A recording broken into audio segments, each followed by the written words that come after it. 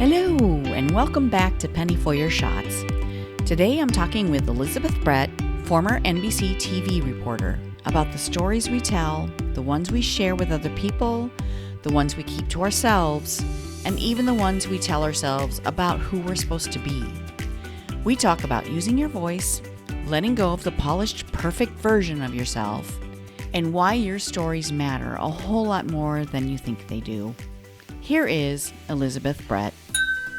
I'm actually I'm not home right now, so I'm not in my cute office. Oh, But we live in Texas, and so we get out of the heat for as long as we can in the good for summer. So you. yeah, so I'm in I New get York. that. I'm where I grew up, coming in the summers. So I've kind of got Nice. everything portable. So it's not I my love normal that. setup, but it's still. It's- I get it. I love it that we can do our business anywhere. Isn't that amazing? It's just I love amazing. it. Yeah. Yeah. So Oh, where in New York? out in Southampton on Long Island. South. Okay. Yeah. Nice. Yeah. Oh, Yes. Where are you? fabulous. I'm in Iowa currently. Mm. We are in Iowa during the summer months and in Florida during the winter months. So yeah, we do a little bit of that. Get me out of Great. this heat stuff too. Yeah. Where do you go in Florida when you go? Sarasota. Oh, nice. Yeah. Okay. I grew up Yeah. in northern Florida in St. Augustine. Okay. Oh, You know, beautiful. yeah. Yeah. It was great. So, yeah, I Yeah. kind of grew up, my parents were divorced, so I have to go into it all. But I know I keep saying like I grew up in New York. Yes, but I did. I basically lived a snowbird life without realizing it. I went to school where my mom lived in Florida, and then in my Uh-huh. summers I would come up here and be with my dad. Nice. So Yeah. Best of both worlds. yes. Well, thank you so much for inviting me on today. I've had fun. I listened to um, the episode you did on was it the menopause episode? Oh, yes.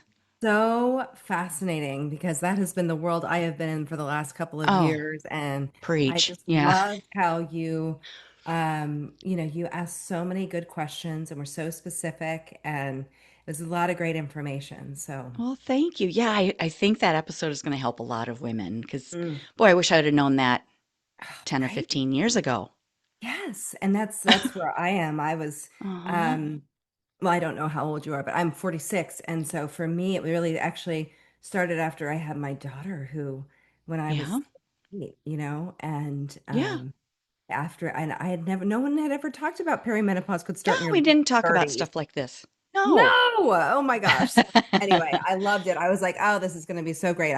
I love your interview style, and you seem so easy to talk to, and what fun we're going to have. So. Oh, thank you. Yes, absolutely. Yeah, I'm really excited to hear more of your story too. Because, okay, so for my audience's sake, give us your name and tell us a little bit about your background because you were on NBC News for a while, hmm right?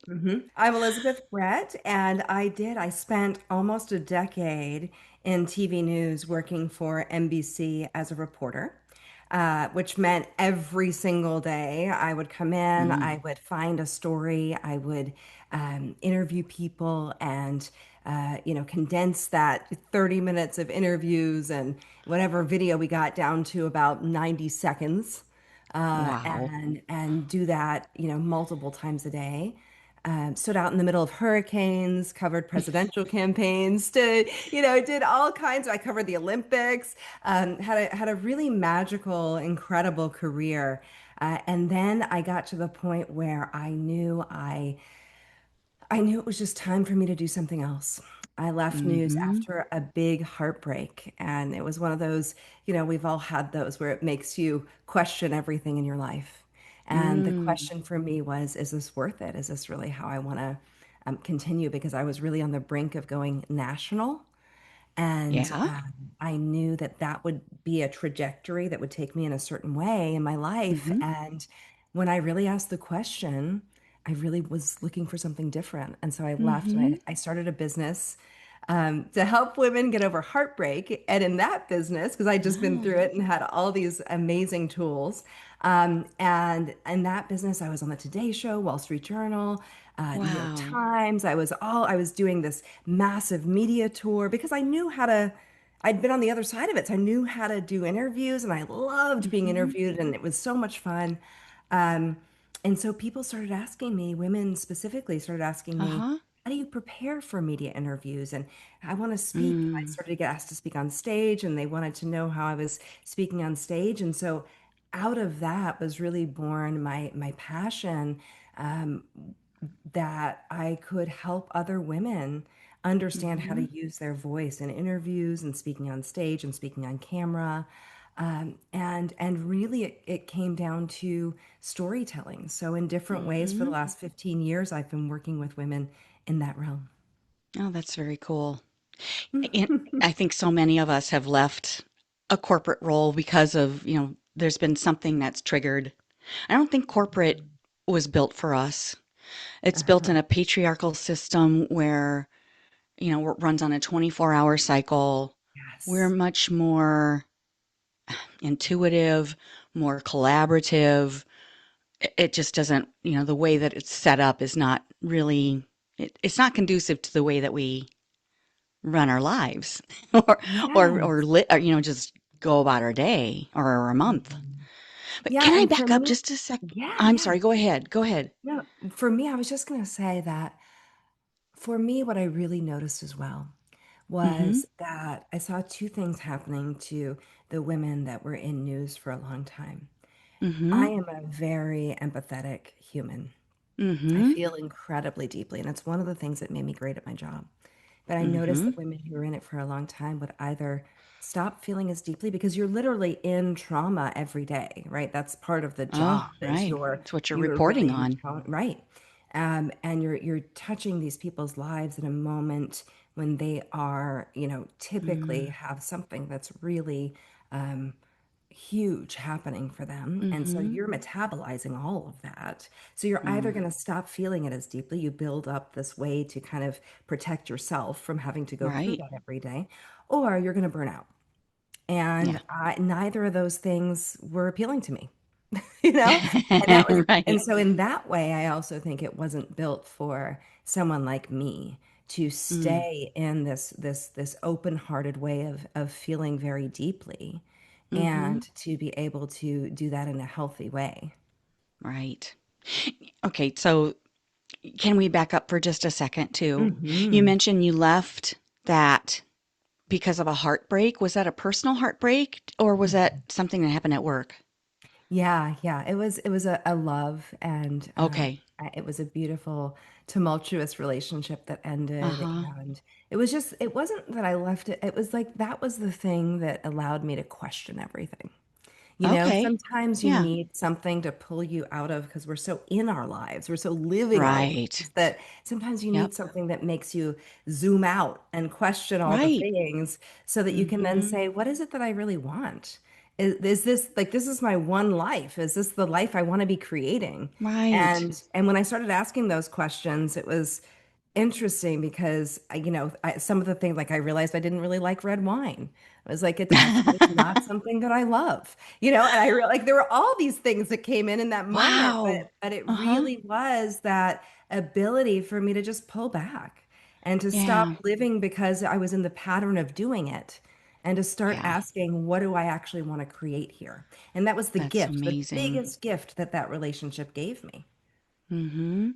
Yeah, something good always comes out of something like that.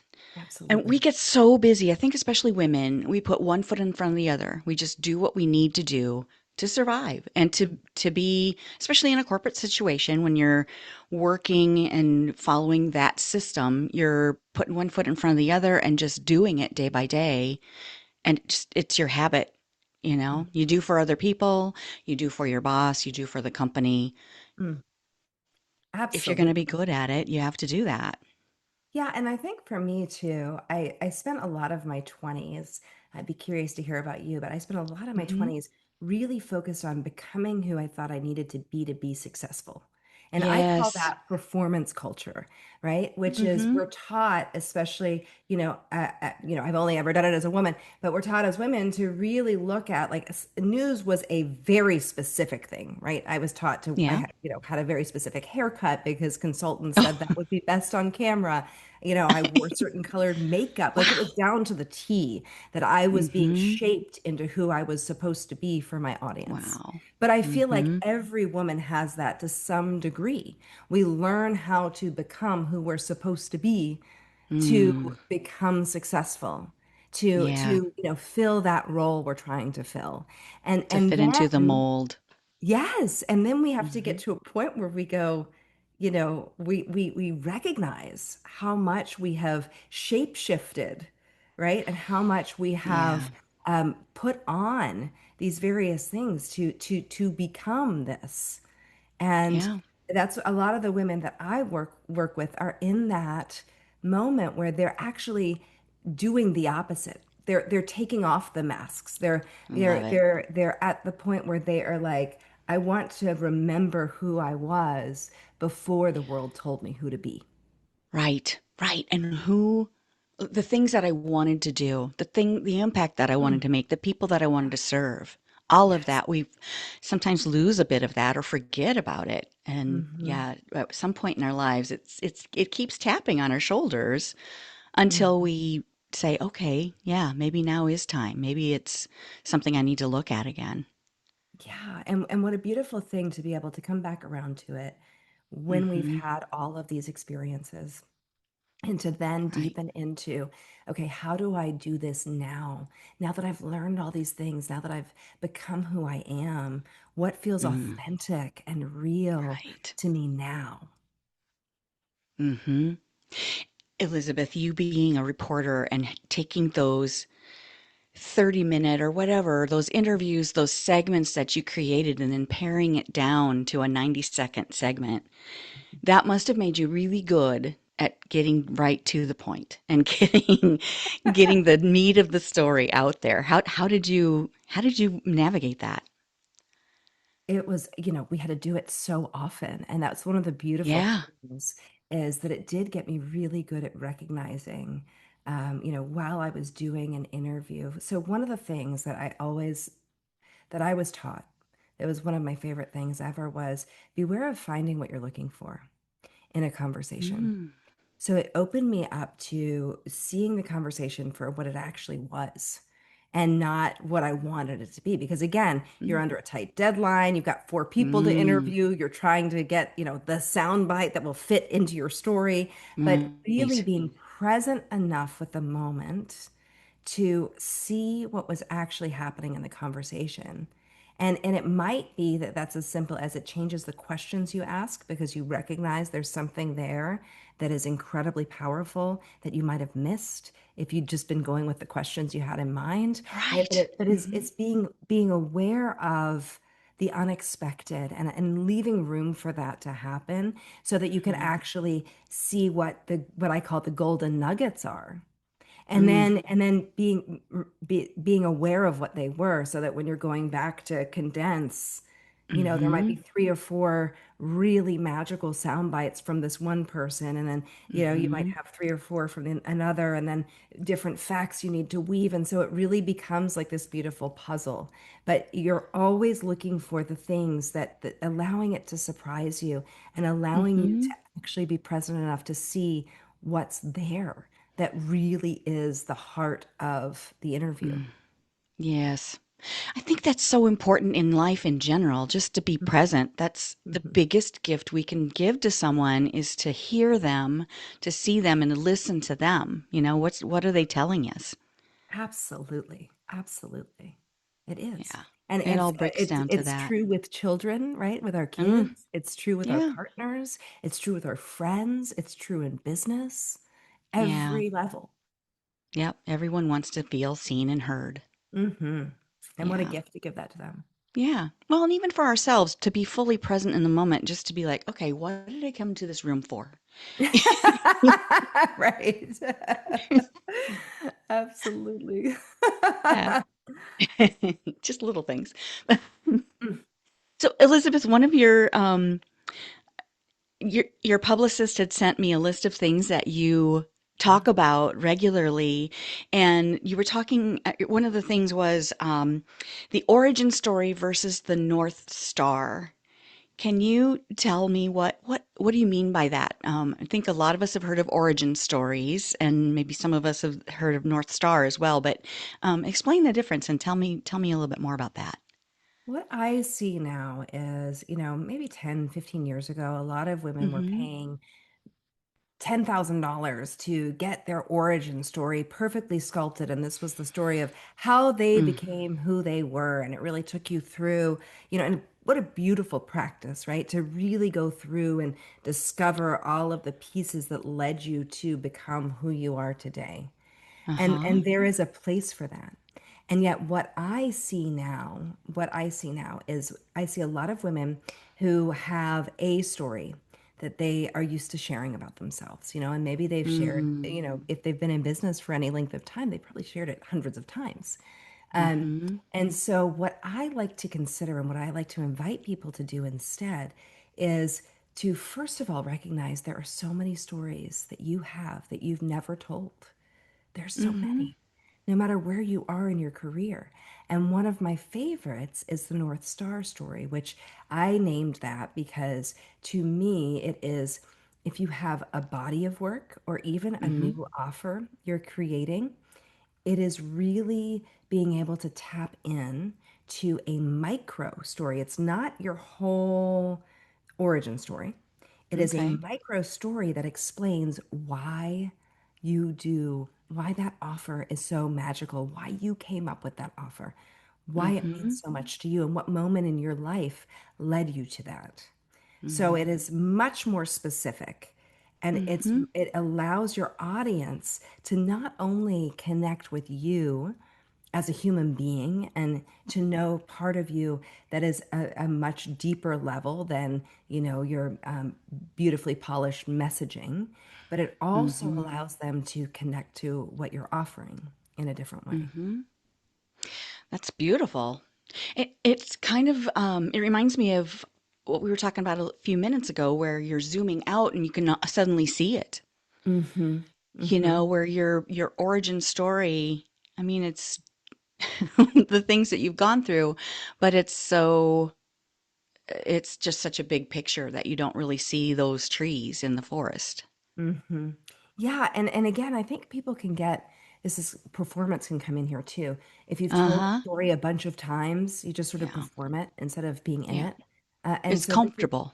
right. And you're just like, this is how I tell this story. This is what Yeah. people like to hear, and it Yeah. moves people, so I keep telling it. Right. And so Yeah. this is one of the things that I love doing is really challenging people to either reignite the love affair with that story or to really go outside of it and say, what are the moments that have happened in the last 6 months that Mm. have really been, a big impact for me? Am I Mm. sharing that? What are the Yeah. moments that, were have happened in my leadership in the last year and a half, right? That have made me pause or do something differently, right? And so there are Mm-hmm. all these questions we can be asking. Um, there are all these different categories of stories we can be looking at, but the real heart of it is giving us this wonder, this sense of wonder about all of the stories that we Yeah. have, that we're living, that we're not necessarily sharing, and how powerful they can be. Right. And even the embarrassing ones that we don't really want to tell. Or Well, maybe I have, especially those. well, it's interesting. Because if we don't want to tell it, I have a beautiful, as I call it, the sovereignty filter. Okay. And it's really this question of really being able to sit with what is in integrity for me to share. And what I mean by that is what feels good. Because there was a Mhm. time where I do feel like a lot of the messaging around storytelling was about sharing vulnerability that felt like oversharing to people. And it felt like putting Mm. themselves out there in a way that was uncomfortable. Now, I'm Yeah. not talking about holding in all of your edgy stuff, but I do Mhm. believe there is a very necessary step to ask, some very simple questions that Mm-hmm. can get you to the heart of, is this something that would feel good for me to share right now? Is it in integrity? What is it in service of? Right? So Right. questions that simply allow you to say, why am I sharing this? And oftentimes you can walk through it and see, if I shift one thing about the story, then it does feel good for me to share. Or, you know Mm-hmm. what? That story is not ready. That story is not yet ready for me to share. And that's Mm. okay too. And so I really want this to be, one of the biggest hopes that I have is that we understand we have so many stories that if one's not ready yet, that's not a big deal. Oh, right. You know, like it's Yeah. okay. Allow it to mature. And then when it feels aligned and it feels really in integrity for you to share that one, then share it. Mm-hmm. Yeah. Yeah. I think well, so many of us want to be perfect. We Mhm. want to have it polished. We want to have it the way we want it. And that doesn't necessarily serve the people that we're trying to serve. Mm. To be Yeah. completely, all, completely thought out. I feel like we have to practice a few things, or we have to take the first step to know if it's the right step or Mm. the right words even. Yeah. Do you agree with Yeah. that? Well, and I do feel like it's a practice. Storytelling is Mm-hmm. actually a practice. Yeah. And part of it is, yes, being willing to play. So I would call You're it play. right. Right? You're Yeah. playing with how you share this particular story. You're playing with sharing this part of you that you maybe never had before. And one of my recent one-on-one clients was starting this new business, and it was a much more personal business. She actually had four other businesses, but this one was much more personal, coming from a much more personal Uh-huh. place. And so she was going to be sharing a lot that she had never shared before. And so Mm. really getting to a place where you're like, this can be fun, right? And Yeah, how right. can I share about this in a way that, yes, it is certainly edgy. It is not something that I've perfected yet, where the other four businesses talking about those would be very polished, right? She's been doing it for Yes. years. But Yeah. this, allowing it to be like a grand experiment and Mm. feeling into, what happens when I share a story that I might not have shared yet with you.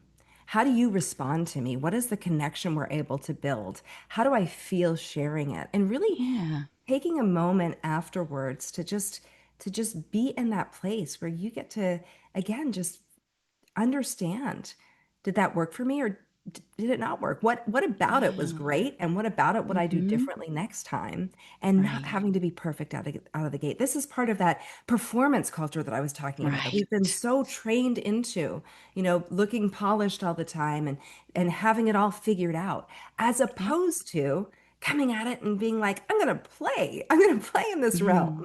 Right? I haven't Yeah. done this before. Let me give myself the space to try it. And that's why it's a practice, because it's not just like, let's not save these for when you're on stage in front of 500 people.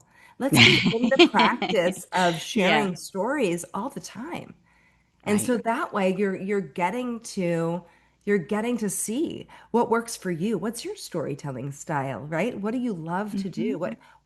What do you want people to feel at the end of that story? And is it Mm-hmm. is that what you're getting back? Like, is what Yeah. you're saying actually creating the connection you want, the conversation you want, right? Mm-hmm. Yeah. Can you give us an example of a story that you played with, or that you've seen a client play with, that resonates with people? Yeah. So one of the stories that I share is almost, it was two summers ago now. I had a near death experience in Oh the ocean my. with my daughter, Oh, how and scary.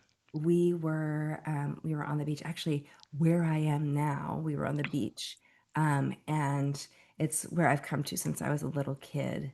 And the Mm-hmm. beautiful thing about the beach here is it changes every day. So the shelf under the water changes every day. So you don't know how Mm. far out you can walk. The water changes every day. We're on the east end of Long Island, so the waves can actually be pretty big. There can be rip currents. So we always go in with the kids, and I was in with her and my cousin, who was out here, was in with my son. Mm-hmm. He's a former And how old were the lifeguard. kids? Kids were 7 and 9. Okay. And so my daughter was about, like she was a great swimmer, loved the water. We've been going forever. And she's about 60 pounds and we're in Mm-hmm. there. We're there for, a while. And then my cousin said, okay, we're gonna get out. We're going in. Camel's getting tired. And it was just one of those things where we were out for a few more minutes. I Mm-hmm. realized Grace, my daughter, was starting to get tired. And there were three big waves. And so Oh I thought, no. okay, we can totally do this. Went under the first Mm-hmm. wave, came up, and she started to hang on to my shoulder. We weren't in a place where Oh, we could touch bottom. And right. so, she started to pull. And Mm-hmm. I immediately started calculating how much longer I could keep her afloat and Oh, keep us afloat. And we had another yikes. wave to go under, and we came Mm-hmm. back up, and I was carrying both of us, right? Mm-hmm. And after the third one, I actually saw another set of waves coming in. And I knew in that moment You had to that, get somewhere. right. And so I screamed to my cousin. It was like a primal scream. He was on the shore. But I screamed to him, I can't hold her. I can't hold her. And, magically, what we were able to do is go under and up two more times to get to him. Oof. And I remember the moment he got her, he took her. Mm. And in that moment, I knew everything was going to be okay. I knew as a mom, I had done my job. I had Mm. gotten her to safety. I still couldn't touch there. He's 6'6". He's gigantic. I couldn't touch there, but I knew she was going to be okay.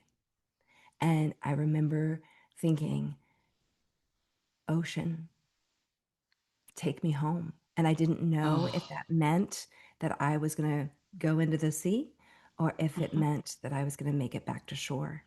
But again, it was this beautiful experience of total surrender and total bliss because everything was fine. I had done my job Wow. as a mom, and I knew that it would be okay. And the next thing I remember, it could have been, it felt like it was a really long time, but I don't, Uh-huh. it might have been 3 minutes, right? The next thing I Mm-hmm. remember was crawling onto the shore, hands and knees. And I Dang. turned and I looked back at the ocean, and I knew in that moment that the woman who went into the water that day Uh-huh. was not the woman who came out. Forever changed. Mm-hmm. And it was such an epic experience that really made me, again, one of those moments that just made me take stock and say, am I really living? I Mm. have this chance. I'm alive. I'm here. You know, Mm-hmm. there must be a reason. Like, am I really living? Am I really doing work that inspires me? There's more Mm. that I am here to do. There's more that I'm here to offer. And it was after that that I went through a series of shedding a lot of things that were not working Mm. and Mm-hmm. really coming into this place of focusing on storytelling. Oh And wow. it gave me this whole rebirth in a way on all levels, but specifically in how I was using my creative energy in work. Wow. It becomes really easy to say no to things that don't matter when you've had an experience that does that. Yeah. Yes, and it's like a focus sharpener, right? You're just like Mm. everything it comes like Right. really, really, really sharply into focus, right? Right. What matters and what you're here for and what Oh you my want to do and the gosh. impact you want to make, right? Right. And so that's one of those stories that I call, it could be told in 30 seconds. It could be Mm-hmm. told in half an hour, but it Mm. really gives a different access point because you're feeling me as a mom, as a woman, Mm-hmm. and many of us have had experiences in water or some near-death experience in our lives that we can then relate Mm-hmm. to, right? And so it just opens up a different level of connection and conversation. Yeah, absolutely. As you're telling that, I remember a time being rolled in the waves. I mean, it's just when you hear a story like that, you can pull out pieces of it that are just so personal. Yes. And Builds that then, connection. and so you can use like that story I could actually use for a lot of different purposes. And that's what I love to talk about is having Mm, intentionality around it. Right? I could mhm. lead people into a lot of things like asking questions of what impact are you really here to make? Right? Right. That could automatically lead into that. Or, Yep. what was a moment like that for you? And it could be a Right. story that maybe they haven't shared in a work setting because it felt very personal, right? But really allowing them to see how it all works together because who you are as a leader doesn't just come from your work experience. It No, comes from your life absolutely. experience, right? Mhm. And so we really get to weave those pieces together. So I really love to play with, okay, if you have this magical story that really it was a huge moment in your life, what are Mhm. all the ways that you can be Right. using that to really open up your audience, Mhm. right? Yeah, all the lessons you learned from it. Yes, and there were so many, Right. right? Right. The strength that you didn't know you had. Yes.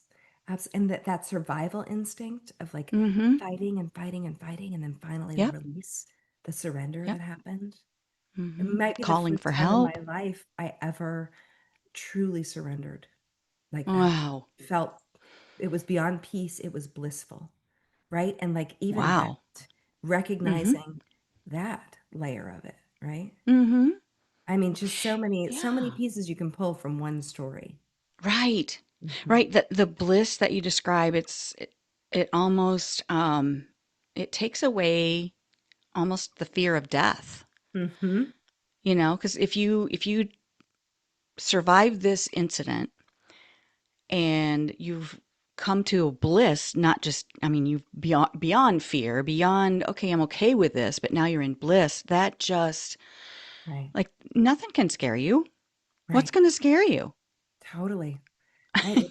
And it makes you feel unstoppable too, because you're like, I Right. am, I am, I am here on purpose. Like there's a Right. purpose for me to be here.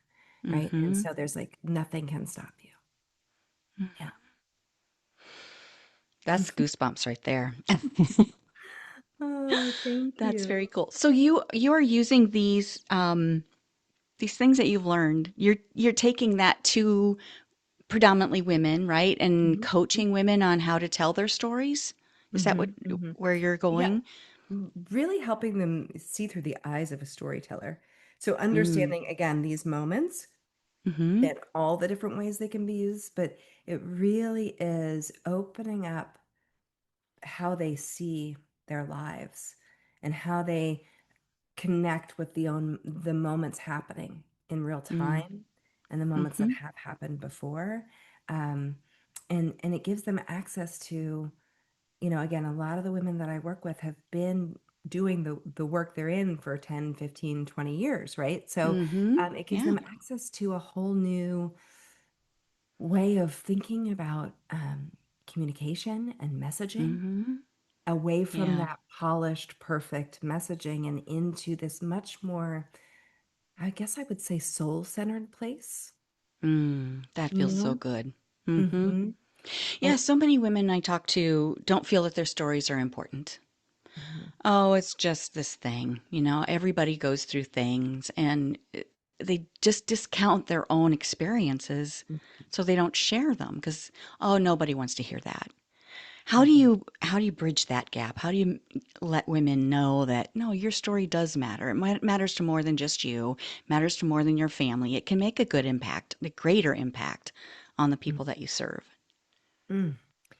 Well, there's a couple of things that come up when you say that. One of them is I have become really fascinated with how natural storytelling actually is for women and Mhm. how we, thousands of years ago, we were the storytellers. We would share stories when we were not only in sewing circles but we were really the myth keepers of our community.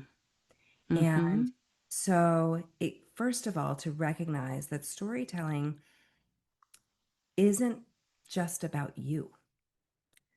So it's really taking it out of the I don't have anything important to share and saying it's not Mm-hmm. actually like when you're sharing that, it's not actually about you. It's about what you're offering your audience. And, storytelling before we had, all of the books and the everything we have now to track reality was really a way to um, keep identity alive. It was to allow people to feel into what the values they had. It was, a way to bring the stories of ancestors forward, and also a way to bring the myths and to keep the myths and the legends and Mm-hmm. all the magic alive. And so what I look at is if it's not about you, what is it about? It's about really understanding your audience. And for me, I remember when I was first a reporter, and I had that same feeling of who am I to be standing on camera and being the authority at 24, right? Like on anything. But and I remember my first live shot, I almost ran. I literally was standing there a few seconds before, and I was like, I could just split right now. Like no one would actually, I would just like be. But what I realized and what kept me there was who else is going to share the story if I don't? And it wasn't about me, it was about that experience of the person whose story I was sharing and making Mm-hmm. sure that they were able to be heard. And so Yeah. what I would say to the woman who's questioning that is, think about your audience. What do they need to hear? And one of the things, especially right now, especially with AI and so much content being curated or completely written by AI, we Mm-hmm. are in a unique moment where the more real and the more human we can be is going Mm. to be the differentiator for us moving forward. And so you get to look at this as an opportunity to say, who's my audience? What are they going through right now? What are they feeling? And what Mm-hmm. story do I have of either feeling that thing and moving through it or connecting with them on an identity level where they are right now? Right? Mm-hmm. What are the ways that my stories are are going to allow them to know me, to feel connected to me, to see Mm-hmm. the value in what I do, and to see themselves differently, right? Yes. Yeah, Yeah. To lift them up, to support them, to help them see themselves in a better light. totally, totally. And so I Yeah. think we need to take it out of the realm of it's actually about you because Yes. it's not. Yep. Yeah. I teach a workshop called Stop Selling, Start Serving. Mm, Because, yeah, I because so love many that. women feel like, I don't want to feel salesy. I don't want to be Right. that person. Well, if you keep your mind on or keep your eye on who do I serve? What do Yeah. they need from me? It's basically the same concept. You're looking at what do they need from me? How can I best serve them? Yes, yes. Very And what a much the gift same. it is to offer them, the Yes. transformation that your work offers them. We're Mm-hmm. assuming that the women that listen to this are exceptional at what they do. And so Mm-hmm. to be able to offer that to someone, whatever the transformation is that you're offering, it's a huge gift. But they have to know you. They have to feel connected to Mm, you in right. order to actually step in and do the work with you. So this is Right. all, it's all part of, yes, that understanding of this is how I serve them.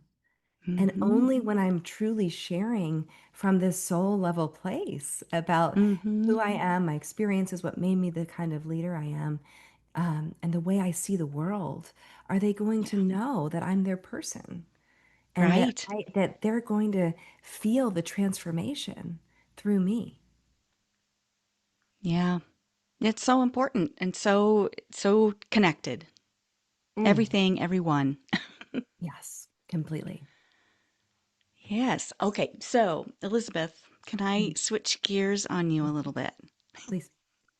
Wonderful. Okay, so you mentioned you remembered or you now realize I don't like red wine. Hmm. Is there a cocktail or a glass of wine that you do like or that you've switched to?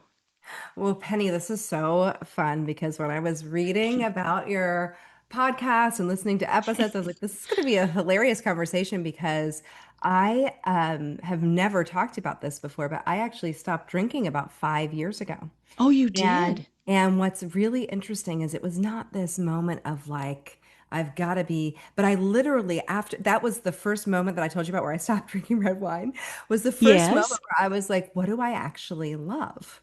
Right? Oh, And so uh-huh. so I went down this rabbit hole after having two kids and taking breaks from Yeah. alcohol during the pregnancies and Yeah. their early years. I really got to a place where I was like, my body just could not Oh, handle any alcohol anymore. And what I have loved over the last couple of years is all that there is now offered to people like me who, still love the idea of a drink or love the idea of being social. But yes. there's now these beautiful mocktails everywhere Oh, you go. so It's so exactly. amazing. And so one of the ones that I'm absolutely loving right now Yeah. is a blackberry sage spritz. Oh, And that it is, sounds you literally fantastic. crush the blackberries and sage. You put a little bit of lemon and a little bit of simple syrup Oh, and a non-alcoholic aperitif and like a, then a sparkling oh, water. And it is yes. like, it is summer in a glass to me. Oh, that sounds fantastic. Yeah. So at this Yes. point, I don't even miss the alcohol because I'm having so much fun concocting. It's like I'm in there Oh, doing little potions for you're a myself. mixologist. Yes. Yes. Yeah, I love that because definitely mocktails are having a moment, and there are so Yes. many things you can do. I mean, so many different flavors you can combine using herbs and Mhm. berries and just experimenting and having fun with it. Yes, another one I love is it's like a cucumber lime honey combo. Mm. It's, I mean, Mm-hmm. so yes, it is. It's so fun. And it literally has Yeah. given me, because I do love to have something to relax at the end of the day. Yeah. And what I've realized is even making it beautiful, like, Yes. making it in give me a beautiful glass and give me Yes. something that does feel like a cocktail, like it feels Mm-hmm. very special. And, Yeah. it might have a flower coming out of it or, Yeah. something to really make it feel special, Elevated. elegant, Yes. sophisticated, right? You And deserve um, that. I love it. So, A yes. beautiful glass, totally agree. A beautiful glass, a beautiful garnish, something that elevates it, something that it says, this is special, and so are you. You Hmm. can Hmm. celebrate the day, Hmm. celebrate anything. Exactly. Yeah. Exactly. Yeah. Mm, Yes. wonderful. So what's a fun memory that you have shared with friends and maybe celebrating something fun With my with your blackberry mocktail? sage. Yeah. Yeah. Well, I was just in Newport, Rhode Island with a girlfriend. We had a Nice. magical 3 days. Mm, Um, and we were on a roof deck and we were again, like you can really get things anywhere. And they had a version of it. And I thought this nice. is just perfect. This is just perfect. Rooftop. And just, Mm-hmm. for me, it's about being actually present in Mm, the moments. And yes. the more that I can practice that, the more that every moment becomes precious. And every moment I can really see, it's like no longer feeling like I'm behind. Yes. Like there's something I have Mm-hmm. to catch up with, or Right. I took a few years off to really be with my kids when they were little, and then for a long time after that, I kept feeling like I was behind in work.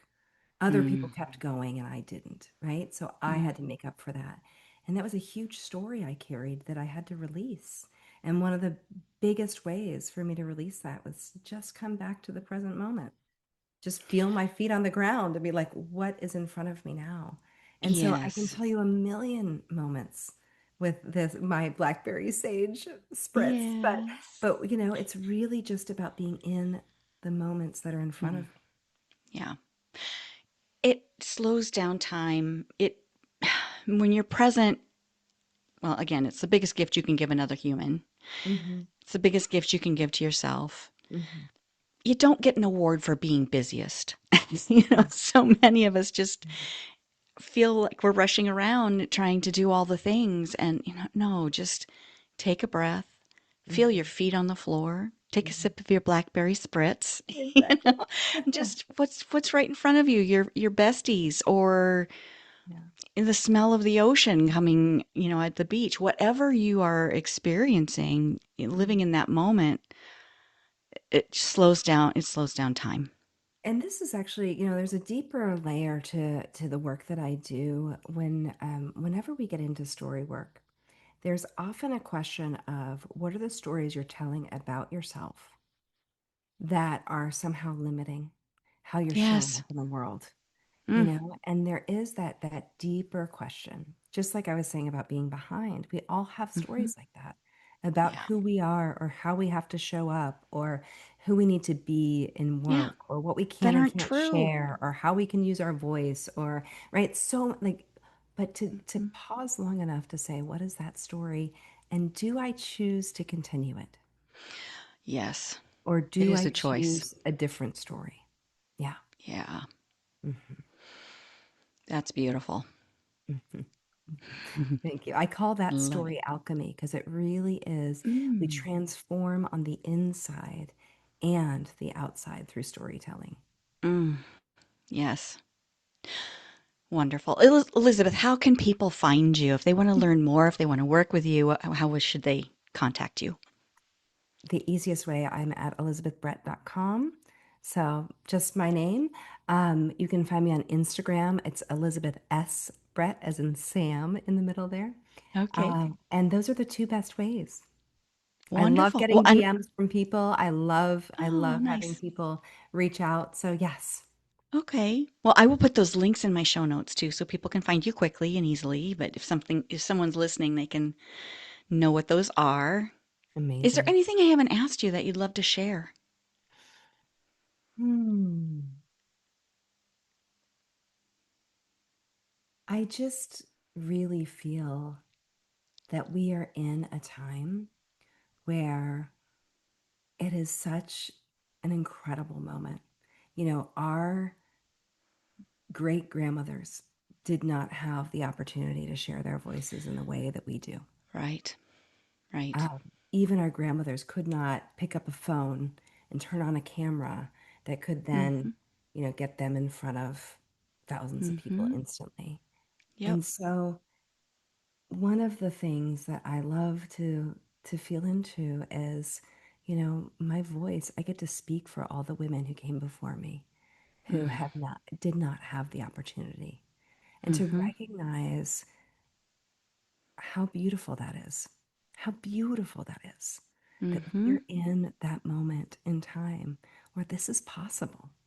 It's really Yes. incredible, actually. And so to not hold back saying the thing or telling the Right. story or being, the kind of leader, making the impact you want to make. And really knowing that as you are doing this work, as you are deepening in your voice, as you are using your voice, that you are doing it not just for you, but for the women Mm. who came before you. Right. Oh, I love that. It's so beautiful. And also remember, it's never too late. Hmm. You're not too late. You're not too old. Your story Hmm. is worth telling. Their story is worth telling. Absolutely. Absolutely. And Mm. and and say it because they couldn't, right? Yes. Like what cycle can you break by bringing your truth and sharing in a bigger, bolder way, Mm. sharing more authentically, stripping away the performance and being real. Like, what are the cycles you're choosing to break? Yes. Beautiful. Well, I will say a toast to that. Cheers! Cheers! Cheers. It's just water, but Mine's coffee. Mm, yes, that's a thank you so beautiful much. sentiment.